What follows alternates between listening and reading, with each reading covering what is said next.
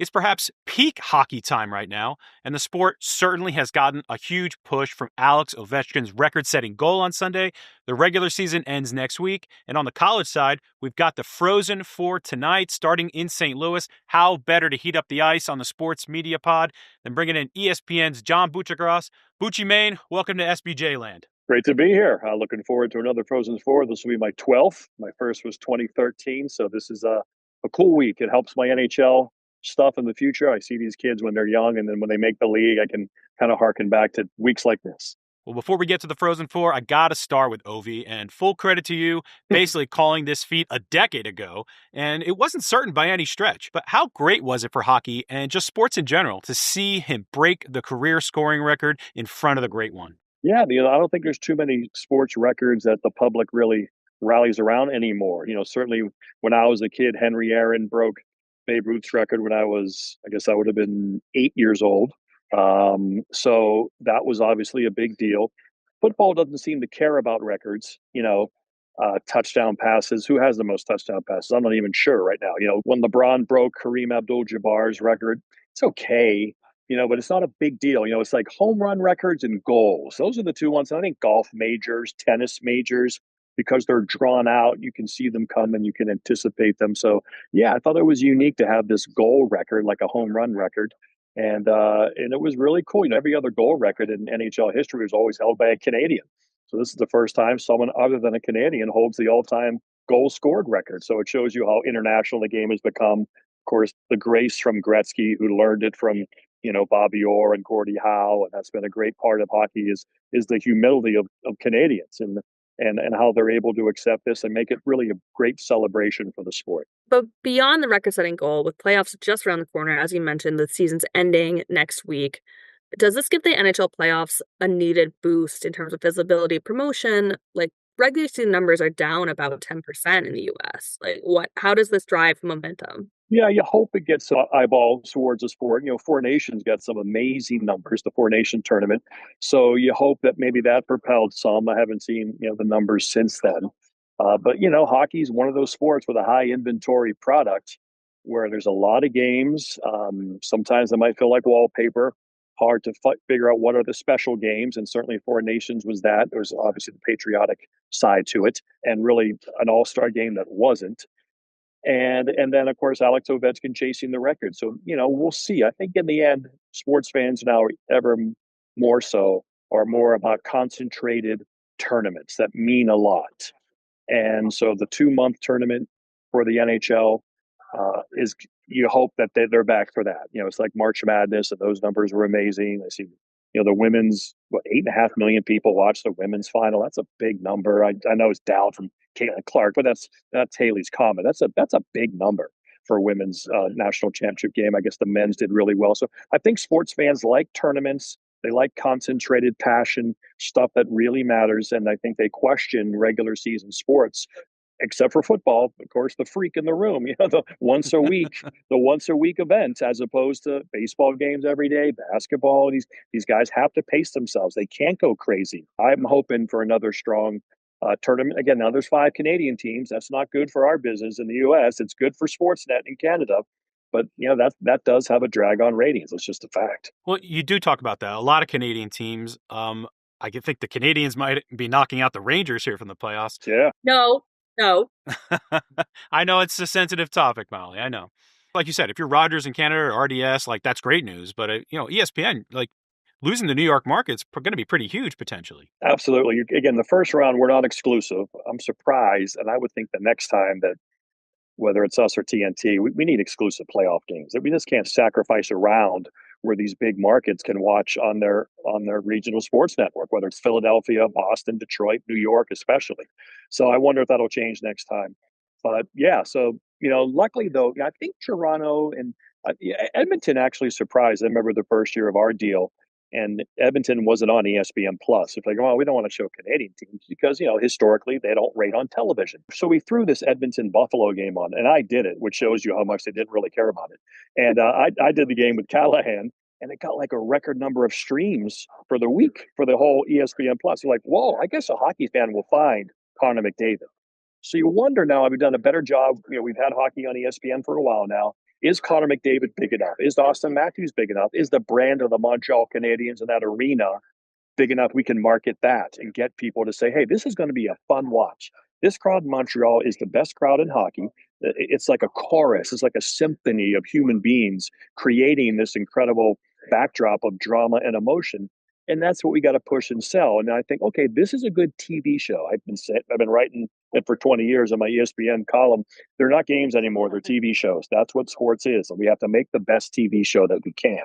I think people do forget how rocking Bell Center was and the Oof. sellout streak that the Habs had going for so many years there for so long. Right. So, John, we mentioned at the top of the pod, the Frozen Four starts tonight. You've got Denver versus Western Michigan, Boston University versus Penn State. But I want to focus on Penn State, the Nittany Lions' first Frozen Four after 13 years at the D1 level. Obviously, a big backer is Terry Pegula, owner of the Sabres and the Bills. But is a school with the largest alumni base in the country, can they become a perennial powerhouse in college hockey? And how quickly could that happen? I think so. I'm surprised it's taken this long to get to their first Frozen Four. They're such perfectly located. They can recruit from Western Pennsylvania, Eastern Pennsylvania, New Jersey, New England, Canada.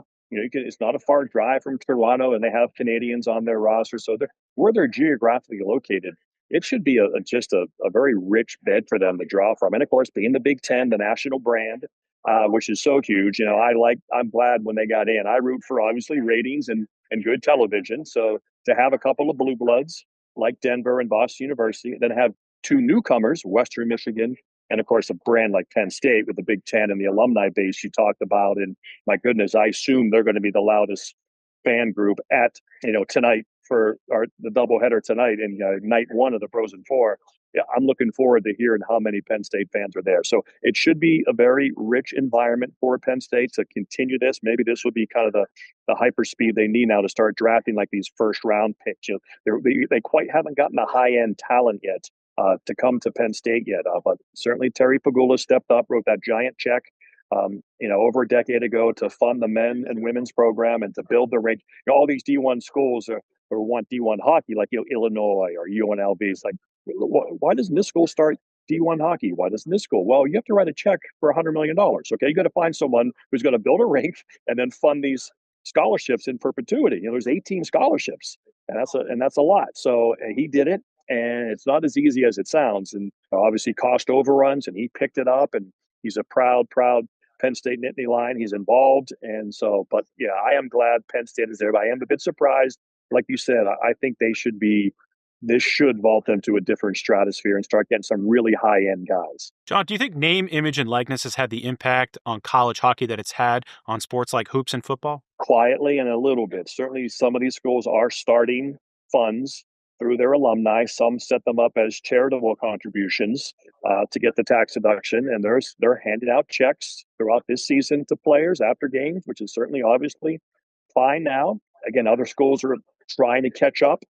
That's Pat Ferschweiler, the head coach of Western Michigan here at the Frozen Four. He said they haven't handed out a dime yet, and yet players still want to come there and play. But they are planning to do that in the future to compete. The big schools are quietly passing out some money. It's certainly not the level of other sports. We're not talking millions of dollars. It might be 5,000, 10,000, 25,000, maybe 50. Maybe some of these big fish coming in. There's rumors that Gavin McKenna, the first pick of the NHL draft, not this summer, but the following summer, the all-world Canadian kid who was amazing at the World Juniors, that he's going to Michigan, and they might, give him a pretty big check to play at Michigan this fall and to accelerate. So look out for that. And so it's going to be interesting, but right now it's a slow start for college hockey in the NIL world. Far be it from the Wolverines to throw around NIL money. Yeah, right. Listen, I was an equestrian in college well before NIL days. I would have loved $5,000 to $10,000. Absolutely. But John, okay, some quick hitters to wrap things up. So St. Louis is hosting the Frozen Four, as we know. Blues president Chris Zimmerman feels the market should host it more often, and he wants the World Juniors there. What do you think of St. Louis as a hockey town? Yeah, a good history. Obviously, they got their NHL team in the late 60s. They were one of the first original 6 expansion teams when the league doubled from 6 to 12.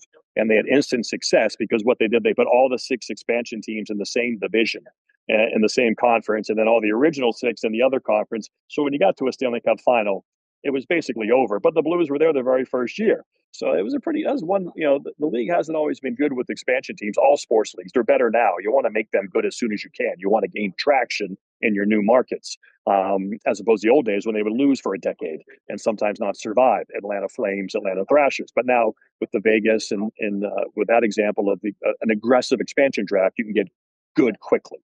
But yeah, St. Louis has a good. This will be their third Frozen Four. It has been a long time, as you said.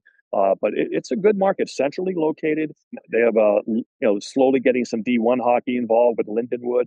They hosted an NCAA regional last year to get ready for tonight and for this weekend. So no, St. Louis is a good, rich town. They produce NHL players. There's good youth hockey.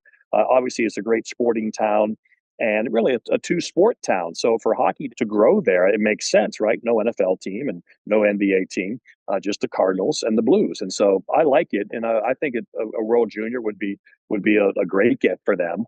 They probably need some big improvements in their arena. It's probably time for a nice little spruce up there. But overall, St. Louis is a great sporting city with a great hockey tradition. John, I actually went to high school in Atlanta, so you hit me with a double whammy with with the Flames and the Thrashers. Like, it's still a joke in Atlanta. Rest in peace to the Atlanta Thrashers. And they're talking Yes. about giving them a third crack at it, so it's very interesting to hear that. They failed twice. Do not get Well, but Atlanta's one of those cities like Phoenix. The arena has to be in the right place, right? It's a car city. It's an automobile city, and it's a gigantic swath. These cities like that: Houston, Phoenix, Atlanta. So if you put it in the right place, like the ballpark is now, apparently, then they say, okay, now this is the place it needs to be. And then with the proper expansion rules to make sure they get competitive quickly, like Vegas going to the Cup in year one. Oh my goodness! Now you can start to build a business, right? You wouldn't open up a Starbucks in the corner and not give them the best coffee or the best products or half the inventory. It won't catch on and it might fail against other coffee stores. So the same thing with the NHL. You need to get this product going, especially NHL, a non-traditional sport. They got to be good for people to go. What's the best place you've watched a college hockey game? I love Yost in Michigan. They did a great job when they refurbished it. It's kind of an old field house feel, which I like. I'm kind of a traditionalist. I like old things. I like that old sporting feel of intimacy. And that's a wonderful, wonderful place that I really enjoy. I've heard about North Dakota. Can't believe I haven't gotten there yet, but they say the Ralph is just absolutely sold out and crazy atmosphere. Amazingly, Penn State became a top 5, top 10 student section very, very quickly. The Roar Zone. They built that place so intelligently. It's a big, big, steep end where the students are, and of course the opposing goalie is there twice. They bring signs along the glass. It's really amazing how quickly Penn State caught on as a great student section. So those old rinks are slowly dying off. They're building a little bit bigger ones, little shinier ones, little nicer ones. College hockey had the antique car feel, the 67 Camaro, the 76 Trans Am. And now they're all kind of like, that sedan that we see that kind of all look the same now. Notre Dame did a great job with their Compton facility. What happened when Notre Dame built that state-of-the-art place, when any other new university was going to build a new rink, they would go there to visit and get idea, which is smart. Now you're starting to see that. And so each school is starting to take the original idea and then just add little touches. And UConn has a beautiful new rink, Sacred Heart, the smaller ones are like 2,000-3,000. And then you have ones that are obviously 6 to 10, which is a great size to watch a hockey game. John, do you have a favorite Frozen Four moment? Well, I've called one overtime, winning goal. That's the one you like to call because when the puck drops in overtime, someone's going to score a goal they remember for the rest of their life and win a national championship for their school. The only bad part was mine is that it lasted 11 seconds. Quinnipiac dropped the puck. They won the faceoff, threw it down the wall, passed in front of a gorgeous design play, like a football design play that you don't often see in hockey because hockey's much more about intuition and randomness. But that was a perfectly executed football play off a faceoff in overtime, and it was great. But like I said, I just wish it would have lasted longer because those are the audiences that we get big ratings for because we build. People start seeing it in social media. So whether Stanley Cup finals or whether college hockey, the audience would have built and it would have been really exciting. So it was quick, but having an overtime winner, I've only had one in my 12 Frozen Fours, so I'm hoping for another one this weekend, whether it's a semifinal game, but especially in the championship game this Saturday. All right, John, for the very casual hockey fans listening, who's an NHL player they may not know that they need to watch in these Stanley Cup playoffs? Wow, that's a great one. Usually it is the maybe the teams in Canada that they haven't seen a lot.